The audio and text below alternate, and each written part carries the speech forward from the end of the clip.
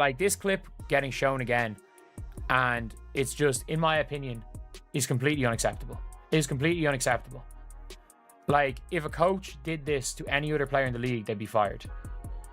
Or they'd at least be questionable in being fired. This clip of one of the assistant coaches chasing Caitlin Clark down as she's riling up the crowd. And it seems like she's getting scolded, reprimanded, told, hey, all that hyping up, don't do that. Don't do it. Let's take a look here first.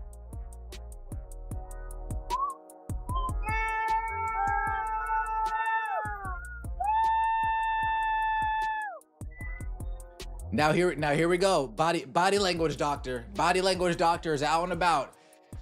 Caitlin Clark's like, what the hell is this? Picture this. The woman who sells out arenas, moves merch like no one else, and single-handedly puts Indiana back on the basketball map is doing what she does best.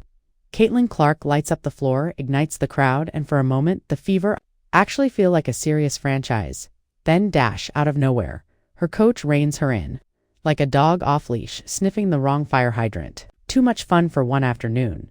Apparently, the internet lost its mind. Clips went viral. Fans started calling it what it looked like. Sabotage? Was it a calculated decision? Or just an out-of-touch coach trying to dim the brightest light? This league has seen in years, out of sheer instinct. If you're tired of watching the system try to hold Caitlin back, drop a comment below. Free Caitlin. Enough is enough. Everybody online is talking about this play during one of the games where, as you're going to see, one of the coaches for the Indiana Fever just went and pretty much almost tackled Caitlin Clark for getting the crowd riled up, man. Why is she doing it? And I want to say that's this lady right here, Karima Christmas Kelly, one of the assistant coaches. And as you seen right there, she just seemed to have went and grabbed the Caitlin Clark. As Caitlin Clark was trying to get the team, the crowd amped up. Let's be real, this wasn't some last-minute miscommunication. You could see it all over Caitlin Clark's face. Did that really just happen? Look, that's becoming more and more familiar. Not anger, not outrage, just pure confusion. The growing realization that in Indiana, even celebrating a big play feels like it requires a permission slip. This is the same Caitlin Clark who built her brand on playing with passion, pointing to the rafters, waving at student sections, bringing flair and energy to a sport that's been begging for more attention.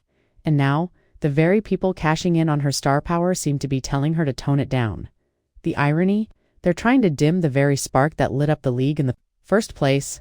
So look, I don't think it's any secret that I'm not a fan of the Indiana Fever backroom staff. I'm not a fan of what they're trying to do to Caitlin Clark, and I fully believe they're trying to dim the flame of Caitlin, and they're trying to make her fit in to what the WNBA used to be, rather than fit out and be her. I mean that. Like, that is my opinion, and there's no question about it. Let's not kid ourselves. This isn't some one-off moment. It's just the latest in a pattern of awkward, controlling, and maybe even insecure decisions surrounding a once-in-a-generation talent. From the moment Caitlin Clark was drafted, the brand seemed more focused on promoting their team-first culture than celebrating the fact they had just landed the player who could elevate the entire league. Instead of empowering her, the Fever seemed to be confusing mentorship with micromanagement. It's like they bought a Ferrari and handed over the keys only to turn around and give a lecture on speed. Limits while strapping her to a moped. Has gotten to the point where she realizes if she gives the ball to Natasha Howard, not only is she not going to get the ball back, but Natasha Howard isn't even going to look in her direction. We have officially reached that. Jerseys flying off the shelves. Media attention that most teams couldn't dream of building in a decade. She delivered it in months. Any forward-thinking organization would be rolling out a gold-bricked red carpet for her instead. The Fever are acting like she's some fresh intern who needs to be constantly reminded not to outshine the higher-ups in meetings. Her passion, confidence, and infectious charisma, those aren't things you rein in there, the kind of qualities you build statues for. Then goes and hits a step-back three on JC Sheldon. And she goes, the whole crowd's going nuts.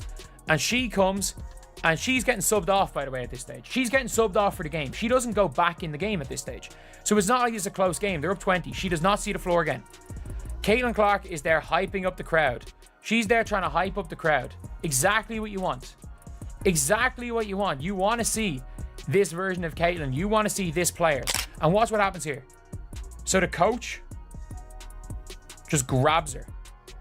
Just grabs her out of nowhere. The mismanagement of this entire situation can't be ignored. It's as if the Fever stumbled into a marketing goldmine and then panicked that their new franchise star was shining too brightly. Suddenly, the spotlight felt uncomfortable. Fans were watching too closely, so what's the response? Limit her minutes, ice her during critical stretches, and now physically pull her away from her own big moments. Caitlin Clark, who should be treated like Indiana, royalties instead being handled like an overzealous bench player who forgot she's not allowed to steal the show. Just watch how it plays out on the floor.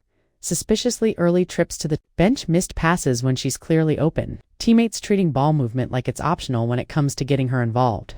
This isn't just bad optics, it's a self-inflicted mess. That is transpiring with the Indiana Fever, but I said this yesterday, there is definitely something going on within the locker room, the front office. Something is off, man. This is the third situation in one game we have had involving Caitlin Clark and the coaching staff and pretty much another player. We had the Natasha Howard situation where Caitlin Clark bent down to tie her shoe up because she knew Natasha Howard wasn't even going to pass her the damn ball. And I'm telling you right now, that whole situation is crazy in itself. Ever since DeWanna Bonner been gone, they have simply turned this thing into the Natasha Howard team. You know what's really wild? Caitlin Clark isn't out here acting like a diva demanding special treatment. Since the day she landed in Indiana, she's shown up, delivered historic performances, handled nonstop media chaos with grace, and transformed the Fever from a punchline into a legitimate contender. And yet, the vibe inside her own organization feels off. Like they're more concerned with keeping her from outgrowing their brand than actually helping her win, and it's starting to show. The joy that once radiated from Clark is dimming. The signature smile still flashes, but if you watch closely, there's something else behind it. Confusion when she's subbed out for no clear reason. Frustration when open teammates look her off. Disbelief when a coach pulls her aside in the middle of a celebration. It's like she's silently asking, if I can't be myself, why am I here? True hoopheads recognize that look, that quiet gut punch when a competitor's fire is being dimmed not by opponents, but by the very people who are supposed to have her back. Last season in the WNBA, Caitlin Clark was 26.5% of all economic activity. As a rookie, merchandise in the league went up 234%. But here was the one that struck me. Before she got there, the Indiana Fever, the valuation of the franchise was $90 million. After playing, 40 games, the valuation of that team now is $340 million. I don't think it's a game you duplicate. There is no second Steph Curry. There is no other player that plays like that. She could be $1 billion athlete. Like, when I see these numbers, I'm like, oh, this is high. And here we arrive at the uncomfortable truth that sits beneath everything else. The part no one wants to say out loud. Woman dominating a league that hasn't traditionally seen her. Demographic as its future isn't leaning into identity politics. She's not framing herself as an underdog or playing into any carefully crafted storylines. She's just hooping, winning games, and that's quietly making some people in and around the league uncomfortable. Especially a few veteran guards from past eras. Her dominance and marketability don't fit the existing narrative. And instead of celebrating the best thing to happen to the WNBA's visibility in years, there's a subtle push to contain her, to minimize her presence, to shrink her impact, to send the message, whether directly or silently, you're moving too fast. Let's be clear, fans aren't blind. They see the tension in every awkward interaction, every cold glance, every backdoor cut where a teammate avoids making the obvious pass. They hear it in the clipped post-game comments.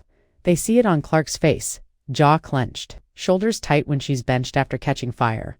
And then there was that moment. A child about to run into traffic? That wasn't coaching. That was control. Fans aren't buying the excuses anymore. Caitlin Clark isn't the problem. The problem is, no one knows how to handle Caitlin Clark.